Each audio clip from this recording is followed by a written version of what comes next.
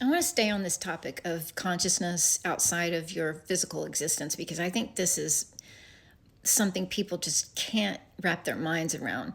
But I've talked about this before. Lots of people know how to lucid dream and have out of body experiences, but a lot of people say that's dangerous. You shouldn't do that. Well, yeah, there are dangers to it if you don't know what you're doing and you're not fully lucid, because being lucid is the key. Lucid means you understand that you are spirit, your consciousness, and that the body is not what you are.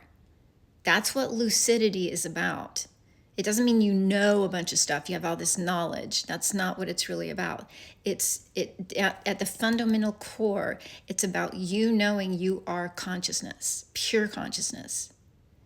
And then when you have this experience of being in a physical body, you tend to start forgetting about the higher consciousness or the most expanded consciousness that you are. And you start thinking you're just this little tiny prism that's trapping light, we call a flesh body. And so your world becomes much smaller and limited. And that's where we're at right now. And it's not just because we are limited in that we're in a body, but we've also lost our abilities, because we used to have abilities to where we could still remote view. Many of us can, I can. But a lot of people we've been blocked off from that. So you can't teleport anymore. You can't communicate directly with people through, psychic telecommunication. You can't just go wherever you want to go. We have to use a car. We have to use a phone, because the people that know all this, they're the ones that created all these devices that we have to use, because that's how they enslave us.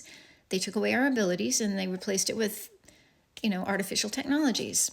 And they probably, genetically engineered us to where we also are limited in a lot of ways. Like perhaps original template of human could have had wings. Maybe we were, literally the dragons flying around, and then we were evolved into this. Who knows?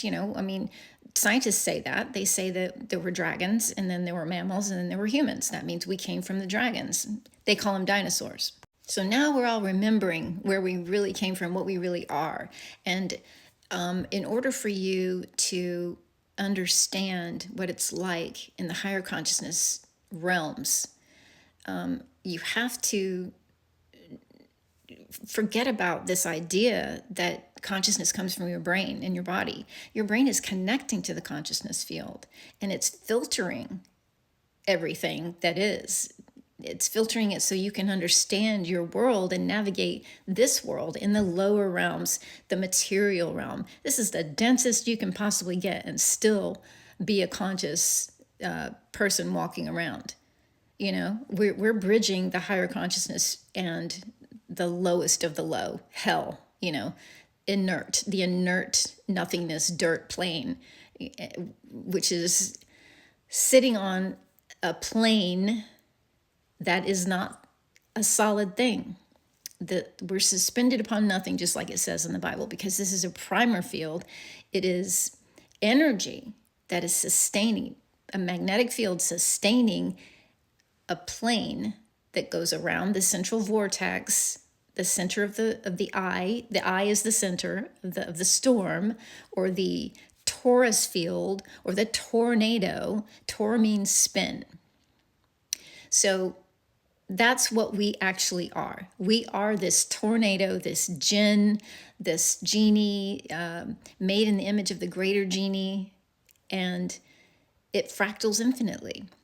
But right now, our consciousness is stuck on the lowest part of that construct, the densest part. And we see it as a flat plane.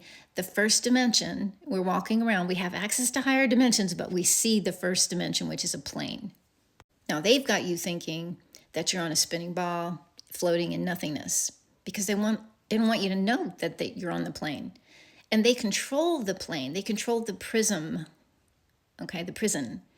And you know who they are. They're anybody that's a control freak that rises up into these higher positions of power, and possibly the fallen angels or the higher entities that fell.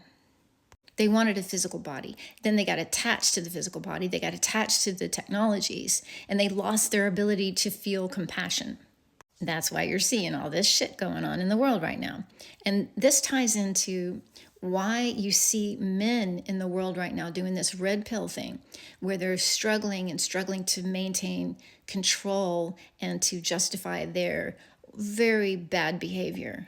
Because that kind of mindset, that patriarch, misogynist, very bad male behavior has been going on for a very long time. That is how they were able to maintain control of what was essentially divine feminine construct, because that's what consciousness is. It's divine feminine.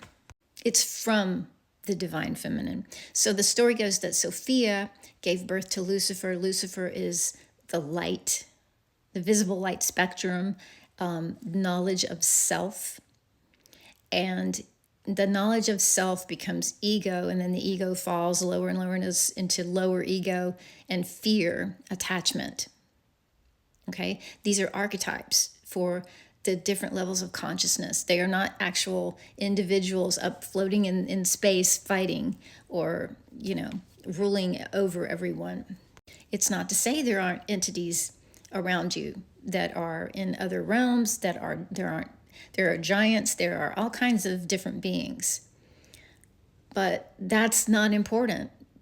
I mean, it's interesting, but it's not the most important thing. The most important thing is to understand what you are, that this is all illusion. We're dreaming all of this. We're acting it all out at this lower level. And these things happen in the higher levels as well. But this is the most painful level because it's the most dense. The densest level is painful because we're experiencing a very low vibration, very slow moving waves of vibration, which is uncomfortable.